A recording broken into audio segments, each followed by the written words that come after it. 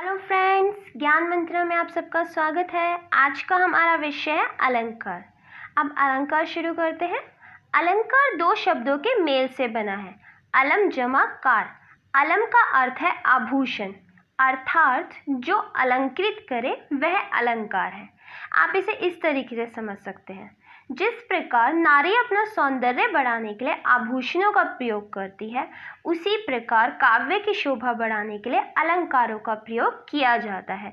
जिस प्रकार हम अपनी शोभा बढ़ाने के लिए, अपनी सुंदरता बढ़ाने के लिए गहने पहनते हैं, नए कपड़े पहनते हैं, उसी प्रकार काव्य में अलंकारों का प्रयोग करते हैं ताकि उसकी अभिव्यक्ति में स्पष्टता आ जाए, प्रभाव उत्पादकता बढ़ जाए और चमत्कार उत्पन्न हो। अब अलंकार के मुख्यतः दो भेद होते हैं। पहला होता है शब्द अलंकार, दूसरा होता है अर्थ अलंकार। अब इन्हें शब्दों से समझिए। पहला शब्द अलंकार, अर्थात शब्दों के कारण जब काव्य में चमत्कार या सौंदर्य उत्पन्न होता है तब वहाँ शब्द अलंकार होता है। अब यहाँ पे सारा कार्य शब्द कर रहे हैं, शब्दों के द्वारा काव्य में सौंदर्य बढ़ाया जा रहा है, चमत्कार उत्पन्न किया जा रहा है। अब शब्द अलंकार मुख्यतः तीन प्रकार के होते हैं, अनुप्रास, यमक और श्लेष। अब अनुप्रास देखिए, जहाँ एक ही वर्ण बार बार दोहराया जाए अर्थात वर्णों की आवृत्ति हो, वहाँ अनुप्रास अलंकार होता है। यहाँ एक ही वर्ण की आवृत्ति बार बार की जाती है। उदाहरण देखिए, तरनी तनुजा तट तमाल तरुवर बहु छाए। अब यहाँ ता वर्ण की आवृत्ति बार बार हुई है, जिसके कारण यहाँ पे अनुप्रास अलंकार है। इसके अलावा आप और भी एग्जाम्पल ले सकते हैं, जैसे चारू चंद्र की चंचल किरणें खेल रही थी जल थल में। अब इसमें चावर्ण की आवृत्ति हुई है, बार बार हुई है ना, तो इसलिए यहाँ पे हुआ अनुप्रास अलंकार। अब अगले अलंकार पे आइए, यमक अलंकार। जब एक ही शब्द दो या दो से अधिक बार आए और उसका अर्थ हर बार भिन्न हो, तब वहाँ होता है यमक अलंकार। अब आप इसकी परिभाषा ध्यान से देखिए कि एक शब्द, सेम शब्द आ रहा है दो या दो से अधिक बार, शब्द सेम है लेकिन उसका अर्थ हर बार भिन्न है, जिसके कारण यहाँ पे आया यमक अलंकार। अब कैसे? कनक कनकते सो गुनी मादकता अधिकाए, वा खाए बोराए जग या पाए बोराए। अब यहाँ पे कनक कनक सेम शब्द है, इसका दो बार प्रयोग हुआ है। एक कनक का अर्थ है धतूरा और दूसरे का अर्थ है सोना। अब शब्द समान है लेकिन अर्थ दोनों का भिन्न है, तो इस कनक के ही कारण यहाँ पे यमक अलंकार है, क्योंकि इसका दोनों बार अर्थ भिन्न है। अगला आता है थर्ड, श्लेष अलंकार। श्लेष का अर्थ है चिपकना, जहाँ एक ही शब्द एक ही बार प्रयुक्त होने पर दो या दो से अधिक अर्थ दे। शब्द एक बार प्रयोग हो रहा है लेकिन उसका अर्थ हर बार अलग निकलता है, तब वहाँ होता है श्लेष अलंकार। अब इसने आपने देखा था ना, श्लेष का अर्थ है चिपकना, एक ही शब्द के एक से ज़्यादा अर्थ चिपके हों। अब इसे उदाहरण से समझिए। मंगन को देखी पट देत बार बार। अब यहाँ पे पट शब्द दिया है, पट का अर्थ एक होता है वस्त्र और दूसरा होता है किवाड़।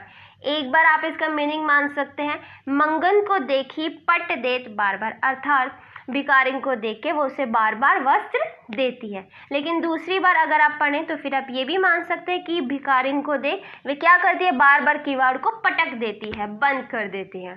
तो हो गए ना, सेम शब्द लेकिन अर्थ भिन्न भिन्न, तो इसलिए यहाँ पर है श्लेष अलंकार। अब इसके बाद आते हैं हमारे अर्थ अलंकार, जहाँ पर अर्थ के माध्यम से काव्य में चमत्कार उत्पन्न होता है, वहाँ अर्थ अलंकार होता है। आपने शब्द अलंकार में पढ़ा था, शब्द के माध्यम से चमत्कार उत्पन्न हो रहा था।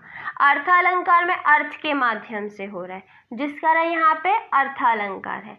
अब अर्थ अलंकार, प्रमुख अर्थ अलंकार मैंने आपको दे दिए, देखिए, उपमा अलंकार, रूपक अलंकार, उत्प्रेक्षा अलंकार, अतिशयोक्ति अलंकार और अन्योक्ति अलंकार, ये कुछ प्रमुख अलंकार हैं।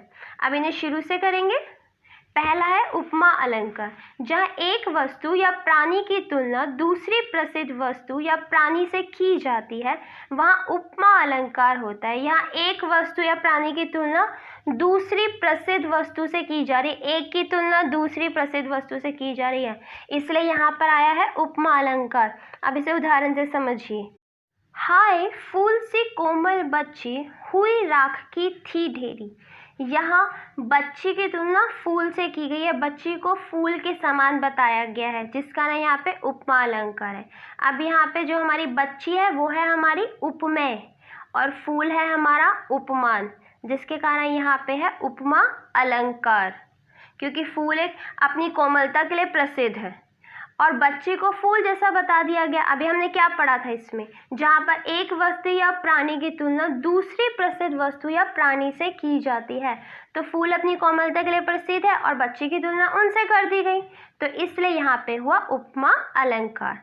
अगला आता है हमारा सेकंड, रूपक अलंकार, जहाँ गुण की अत्यंत समानता दर्शाने के लिए उपमेय और उपमान को एक कर दिया जाए, या उपमेय और उपमान को एक कर रहे हैं, या दूसरे शब्दों में प्रसिद्ध वस्तु से गुणों की समानता को दर्शाने के लिए किसी सामान्य वस्तु पर उसकी समानता दर्शाने के बदले सीधा आरोपण कर दिया जाता है कि ये वही वस्तु है, वहाँ रूपक अलंकार होता है। आप सीधा बोल दो कि ये तो यही वस्तु है। जैसे कि उदाहरण से देखिए, मैया मैं तो चंद्र खिलौना ले हो। अब यहाँ पे चंद्रमा को एक खिलौना मान लिया गया है ना, चंद्रमा को खिलौना मान लिया, चंद्रमा और खिलौने को एक कर दिया है उन्होंने, सीधा एक कर दिया, जिस कारण यहाँ पे हुआ रूपक अलंकार। यहाँ देखिए, यहाँ चंद्रमा उपमेय में खिलौना उपमान का आरोप है, जिसके कारण यहाँ पे है रूपक अलंकार। अब आता है उत्प्रेक्षा अलंकार, जहाँ एक वस्तु में दूसरे की संभावना या कल्पना की गई हो, या एक वस्तु में दूसरे की संभावना की जाती है, वहाँ उत्प्रेक्षा अलंकार होता है। इसके वाचक शब्द है, अब इस वाले अलंकार में आपको कुछ शब्द हमेशा मिलते हैं, जैसे मनु, मानो, मनहु, जनु, जानो, जनहु आदि। अब इसे उदाहरण से समझिए।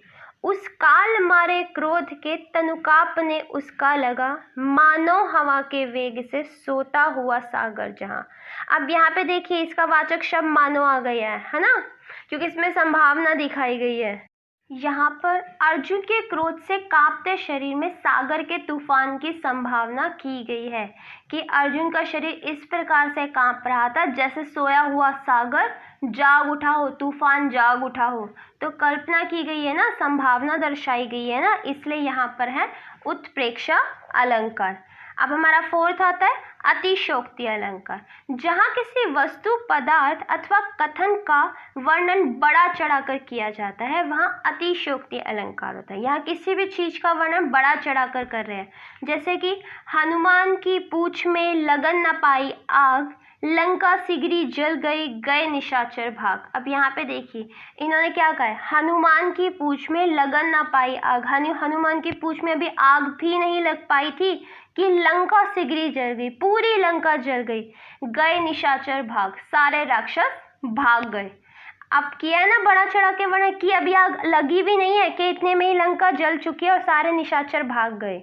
तो यहाँ पे हनुमान की व्याख्या की गई ना बड़ा चढ़ाकर, इसीलिए यहाँ पर है अतिशयोक्ति अलंकार। अतिशयोक्ति अलंकार में चीजों का बड़ा चढ़ाकर वर्णन किया जाता है। अब हमारा अगला आता है अन्योक्ति अलंकार, जहाँ किसी उक्ति के माध्यम से किसी अन्य की तरफ बात का इशारा किया जाए, वहाँ अन्योक्ति अलंकार होता है। अब कोई उक्ति आपको कही जाएगी लेकिन उसका मीनिंग कहीं और होगा, वो इशारा कहीं और कर रहे होंगे, तो वहाँ पे होगा अन्योक्ति अलंकार। उदाहरण से समझिए, फूलों के आसपास रहते हैं कांटे फिर भी उदास रहते हैं। अब यहाँ पे फूलों के आसपास रहते हैं, फूल यहाँ पे है प्रेमिका या सुख सुविधाओं का प्रतीक है। फूल हमारा किसका प्रतीक है? प्रेमिका और सुख सुविधाओं का, और कांटे दुखी आदमियों का प्रतीक है। अब यहाँ पे कहा तो फूल और कांटे की बात की गई है, लेकिन हकीकत में किसकी बात कर रहे हैं? सुख सुविधाओं की और दुखी लोगों की बात की जा रही है। तो किसी और कुछ और उक्ति बोलकर कहीं और इशारा किया जा रहा है, इसलिए यहाँ पर है अन्योक्ति अलंकार। तो हमारे अलंकार पूरे हो चुके हैं। मुझे आशा है आप सबको समझ आ गए होंगे। अगर आपको समझ नहीं है तो आप कमेंट बॉक्स में मुझसे सवाल पूछ सकते हैं। अगर वीडियो पसंद आए तो please like, share and subscribe जरूर करें। Thank you.